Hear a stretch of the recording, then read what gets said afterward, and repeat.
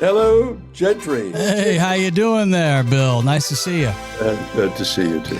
All right, our next guest has swam with sharks. He's hitchhiked across America. He's boldly captained the USS Enterprise into television immortality, killed on Carson, rocketed into space, and he even once peed out a kidney stone on national TV.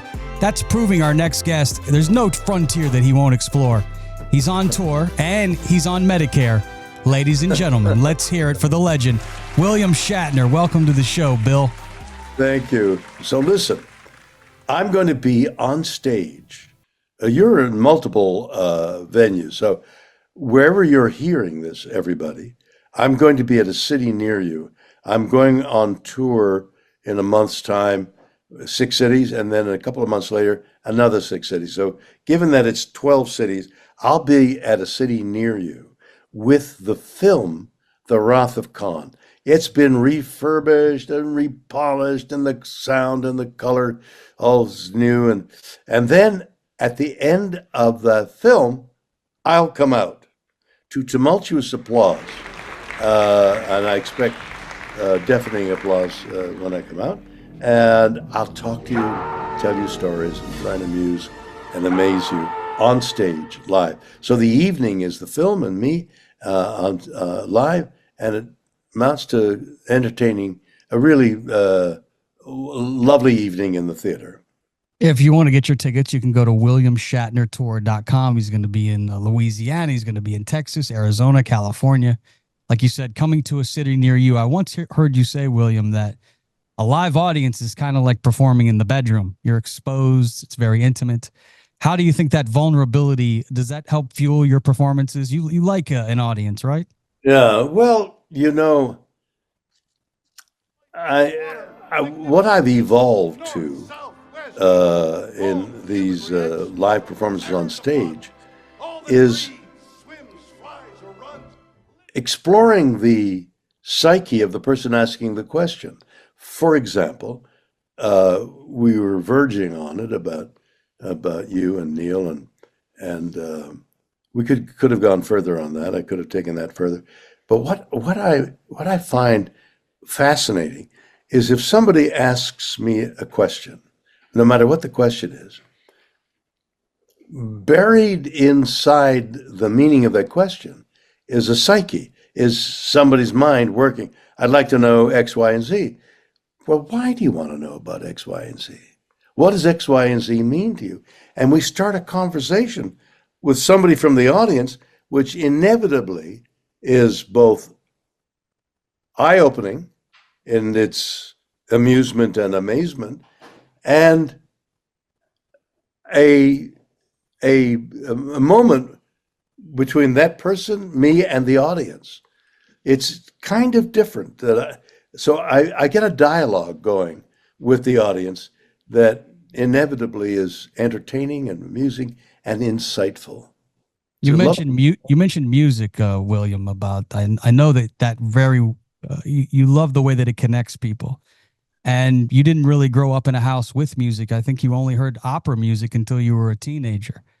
How do you have such this connection with music when you really weren't exposed to it much as a kid? Well, I have I can't express it strongly enough. I have a worshipful view of somebody, operatic voice, a really, well, anybody who can stay on tune. Sinatra is equally powerful in terms of his ability to sing, as is an opera singer, but an opera singer is trained for years to have this voice, and I'm in awe of it because I can't do it. And I've got, I don't know how many albums out there now, 7, 10 8. of them, I think. You got 10 albums from what I've seen. I got an album coming out soon with Brad Paisley, which Robert Chernow and I wrote the lyrics to, and Paisley has done the music in such a virtuoso fashion. He and Goldsmith, whose first name I can't think of, are two virtuoso guitar players, and they supply most of the music along with Brad's band with this album, which probably will be called Things I Have Loved, because it's all about love, but not love of the character of some other human being, but love of music, love of health. Your health. How can I love you if I'm not healthy?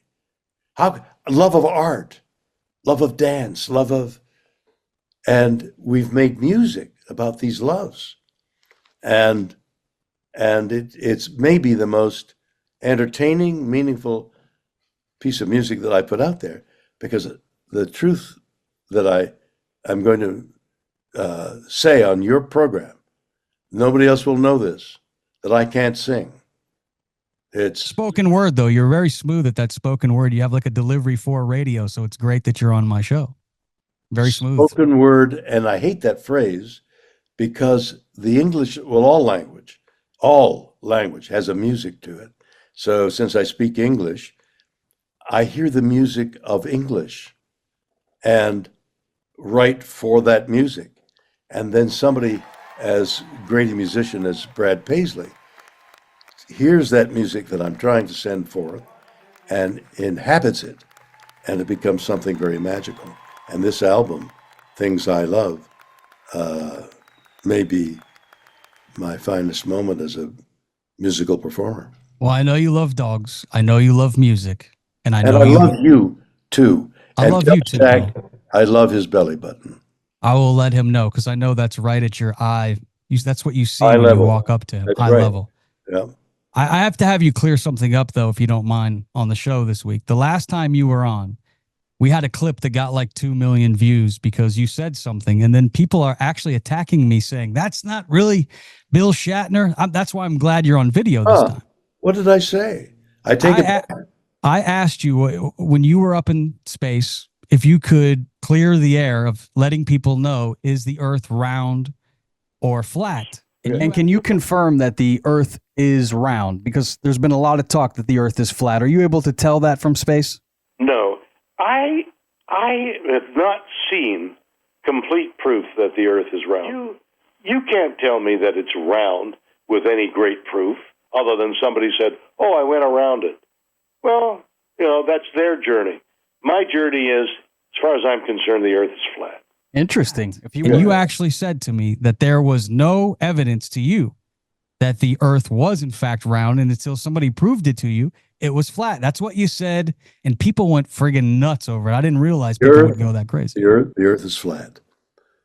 The illusion is that it's round, but people are clinging to the roots of trees on the flat part because they've fallen through.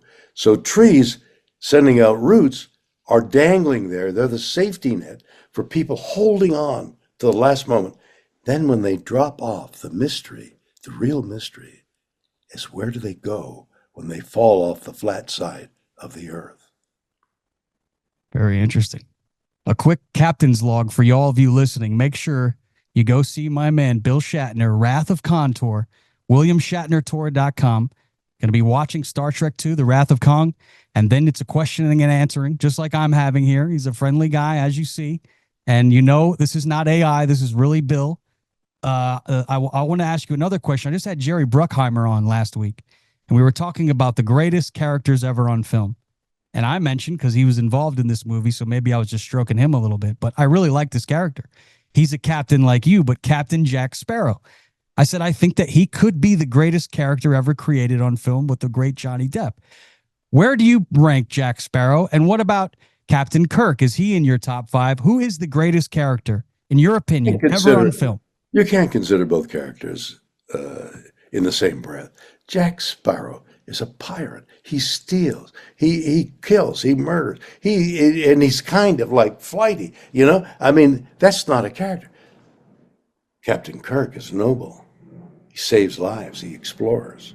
He explores mankind's curiosity, his evidence. That's a captain, not a pirate with a friggin' sword. So who is the greatest character in the history of TV obviously, and film? Captain Kirk is, because he's into exploration, curiosity. What's beyond the horizon? And why is the Earth flat? He tries to figure out why. There was a time when you were on the show that you told me you get a tingle in your spine when you learn something new. Yes. I'm curious, Captain. What is the last thing? You're 94 years old, which, by the way, you're an inspiration, and God bless you. I hope you live to 194. But after all these years, is there something that you have learned recently that has given you that tingle, or is that tingle gone? Yes. What is it? Superposition. What's that? See, it's one of the great mysteries of our life, one of the great mysteries of a recent discovery. It's quantum physics. Superposition is a particle doesn't exist until you observe it. And when you observe it, it comes into being. When you don't observe it, it goes out. It ceases to exist. Is that like the craziest science fiction thing you've ever heard? I just got the tingle, Bill. I'm tingling. I tingle when I talk about it. It may be the phone, but it may be a tingle. Are you fearful of anything in your life? You swam with sharks, all these different things, jumped out of planes, hitchhiked across the country. At your age, is there anything you fear? Death. You do fear death? Interesting. Well, you and I... You've had such a hell of a run. I would think after all these years. If or when I should die, you and I will cease to have what we think of as an amusing conversation. All right. Well, thank you for your time. And do you think that there is more to life than beyond this life? More than just you and me? It's just an opinion. It's everybody's opinion. And my opinion is we survive, our essence survives somewhere, but our body disappears, which is why when I die, I will have a tree planted over me, which will be my gravestone. The tree will use my body's nourishment to grow and will become a wonderful, life-giving entity on our earth. God bless you, Captain. Stay prosper. What's the line from the Star Trek? Don't go broke. Okay. Pay your taxes. I will do that, sir. God bless you, and thank you for your time. And we'll go see you. Go to WilliamShatnerTour.com and get your tickets to see an experience like no other with the great William Shatner. Thank you. God bless you. Thank you. Pleasure to speak to you. Peace out, sir. Download it wherever you get your podcasts.